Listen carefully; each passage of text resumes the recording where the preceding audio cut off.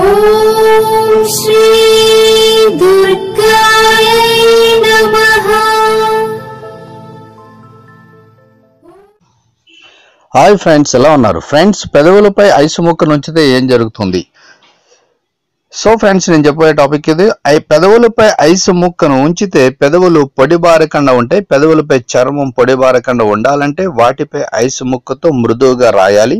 ఆపై కాస్తంత నెయ్యిని రాస్తే చాలు. తర్వాత బయటికి వెళ్ళినప్పుడు వేసే లిప్స్టిక్ మెరుస్తూ కనిపిస్తుంది. పెదాలు పొడిబారే సమస్య కూడా తగ్గుతుంది.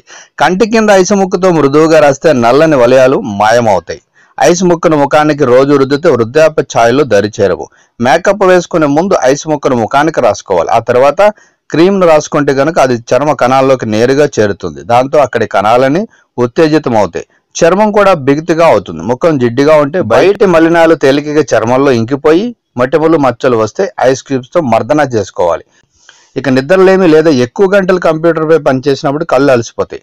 అలాగే కళ్ళ కింద చర్మంలో నీరు చేరుతుంది, అక్కడ ఉబ్బినట్లు అవుతుంది.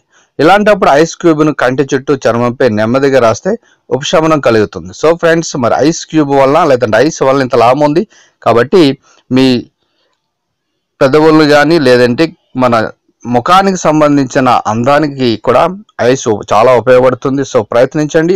ఈ వీడియో మీకు నచ్చింది అనుకోవడం. ఈ వీడియోని లైక్ చేయండి, షేర్ చేయండి. తప్పకుండా నా ఛానల్ని సబ్స్క్రైబ్ చేయండి. సబ్స్క్రైబ్ చేసుకున్నారు బెల్ ఐకాన్ని క్లిక్ చేయండి.